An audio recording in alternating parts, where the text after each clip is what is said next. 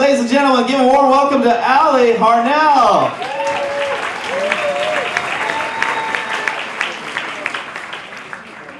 Hi. So, full disclosure, I'm not near as smart or talking about anything as deep and interesting as the guy before me. When Tom asked me to do this, and he said, well, people just come in, executives come in and tell their story, talk about their path and how they got to where they are. So that's what I'm doing. It's going to be a little narcissistic. Anybody who knows me knows that's my favorite place to be.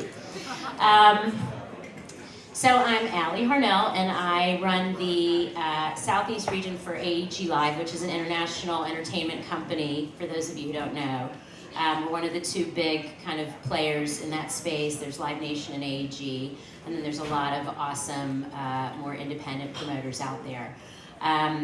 Promoters are the guys, the us who buy the show. We negotiate with the talent agent to buy the show. We guarantee the artist money to come and play.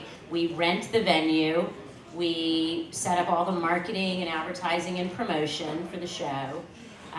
We set up the ticketing. We negotiate what the ticket prices are going to be. We basically produce the show, the day of the show, liaising between the venue and the artist tour. All the stuff they're bringing in, we make sure it's going to come in and fit and it can get there, that security's there, everyththing happens for the day of the show. We pay all the bills, and if the box office receipts, less all the expenses, are in the black for us, then we make money. And if not, then we lose money on the show. So we're in a total risk position. A lot of people don't know what the promoter actually does. It's a very high risk situation.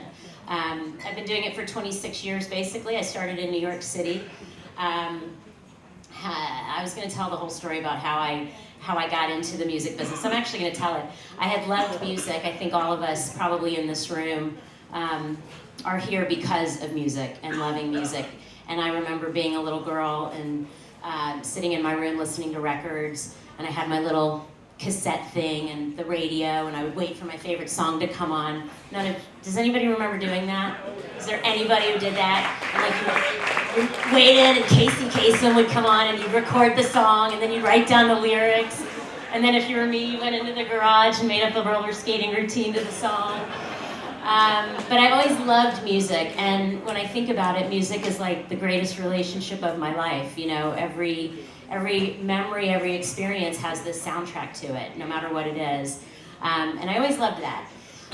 In college, my freshman year of college, I met a girl. She became my best friend, and we went to New York for Thanksgiving the first year. And we get to New York, and I drop her off at her uncle's house. I was going to have Thanksgiving with my grandparents. And we get to her uncle's house, and we walk in, and it's this fat mansion in Gramercy Park. I mean, badass. It was the nicest place I'd ever seen in my life. We walk in, and there's gold records all over the walls, and this insane music library in the middle of the house with records and CDs. And CDs were new then, and he had walls of them. And I was like, what does your uncle do? She said, he's president of Elektra Records. And I was like, what's that? I gotta get in on that. And so I came home that summer, and I got a job at the local record store. And I said, who do I know that knows anybody? And my mom had worked at a television station, and she knew some people. And the next thing I knew, I had an internship as a production secretary back then, where I basically handed out meal tickets and directions to hotels, to tour managers and things. But I met a lot of people, and I got my first job when I got back to college working for an independent promoter called Cellar Door, which became one of the companies that's now Live Nation when they rolled them all up. So I get back to college, and I work at the club that Cellar Door owns and operates, and I'm a runner for shows, and I'm doing hospitality in dressing rooms. I'm doing whatever it takes. I just want to be in the business. And I did some production work, and then I got my really big break my senior year of college. I got a call to go to Japan with the Rolling Stones as a production assistant. And my mother said, hell no, you are not going to Japan with the Rolling Stones. And I said, yes, I am. She said, I'll cut you off. You've got to graduate from college. So it was my first artful, skilled negotiation in my life where I figured out how to do both. I went to Japan with the Rolling Stones, and I graduated from college that semester. And thank you. Yes, it was actually a pretty big deal. So then am I supposed to be doing those slide things? Like everybody had this major, you know what, let's see AEG Live, plugging my company. When I talked to Jeremy on the phone, who's coming up next, he said, yeah, I did like pictures of my dad and my kids. Sorry, spoiler alert. So I brought a picture of myself as a kid. Anyway, not good at the prep part. Very busy woman. So anyway, I get back from Japan, I graduate from college, and I move to New York City. And I think my shit does not stink, and I'm gonna go be the president of Elektra Records tomorrow. And it's 1990, and there's a recession, and every label is firing like 300 people a day. So I'm, walking the streets of New York, like shacking up with my grandmother, and can't get a job. So I go back to what I know, and I work at a record store in New York. And I start as a part-time sales associate. I make my way up, full-time sales associate, and I finally get a job at the William Morris Agency as a floater, which basically pays $150 a week, and you literally sit at somebody's desk and answer a phone. All I want is to be in the music business. I'm like dying. Then I get my next big break, where a friend of mine who worked for another agency knew that the promoter in New York, Ron Delsner, who's one of the, best impresarios in the country, is hiring an assistant in his office. So I go and I interview, I get that job, and that's where my career really started, was in New York City with Ron Delsner. And that was in 1991. I worked for him for several years, and then I got a call to move to Nashville to run Pace Concert Southeast, which had Starwood Amphitheater down here, and they needed help with the non-country music stuff. So started to move down here, did that. Did that for 7 or 8 years, and then got a call to go work for the competitor, AEG. And I'm missing a lot of steps, but that timer's killing me. I actually thought that I was gonna have a lot of time to kill. So I've been at AEG, and we book shows, and we do tours out of our office. And I love the touring part, artist development, being a part of an artist's career, helping their dreams come true, bringing music to people, being in the room when the house lights go down and the stage lights come up and the act walks on stage and everybody gets that tingle. Never gets old. I do it about 200 nights a year, and I love it. I'm also, hold on, I have slides. So those are some of the acts I work with, Chris Stapleton and Keith Urban and Little Big Town. We're doing some Adele shows here. We do a lot of shows at the Ryman. I'm obsessed with Maren Morris, who's an up-and-coming star. Yay, Maren! Another passion project is about 5 years ago. I helped create an international music festival called Country to Country. Happens in the UK, and we expanded it to Scandinavia last year, and taking it into Europe this year and beyond, probably into Australia. Very cool event. We're in our 5th year. It's wildly successful, and it's really cool to be a part of bringing Nashville country music overseas and creating kind of a global footprint for these artists. And then my real passion project is my management client, the Shadowboxers, who are developing kind of pop, soul, funk band. Last August, we signed a development deal with Justin Timberlake, who's going to be producing them, which is very exciting. And they've got really good stuff going on. We're supposed to sell our shit here, so go to Spotify and listen to Woman Through the Wall. And then like in 2 weeks, there's going to be a video up, so look for that.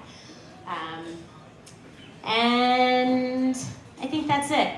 I'm going to say in closing, my predictions, I don't know. I don't have a crystal ball.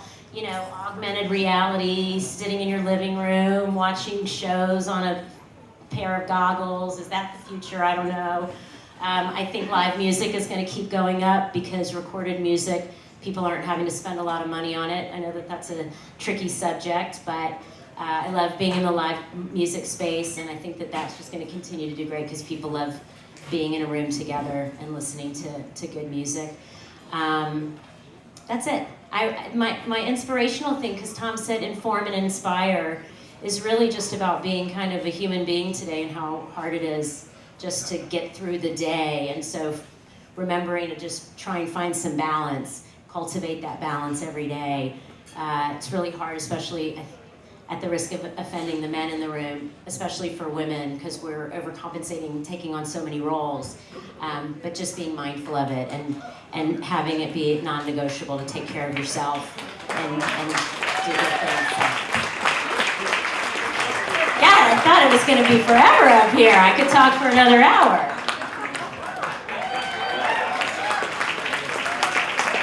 Yeah, okay, we have time for one question. Allie, do you have time for one question? This is my question. This is the best visual aid I've ever seen. Does anyone have questions not related to this childhood photo? Okay, related to the photo. No, just kidding. Anybody got questions for Allie? I'm looking. Well, let me ask you this. So, do we have a question? What do you say, bud?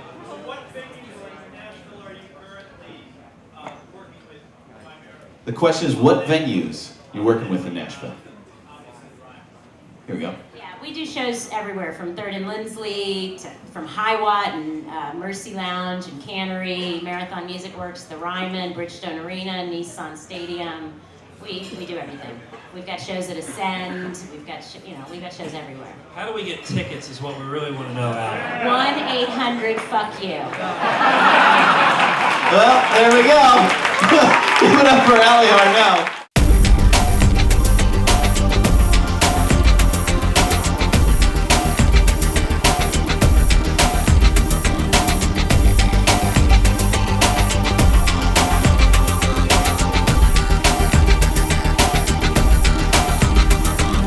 Time to come together, people everywhere. Things are getting better. Who knew that it was here? If you got the patience, keep an open mind. Things happen for a reason. This could be the time. Who knew? Who knew? Who knew? Who knew? Who knew? Who knew? Who knew? Who knew? Who knew? Keep the wheels turning. Progress won't be denied. Don't stop the fire burning. Brilliance lives inside. Time for a solution. Changes in the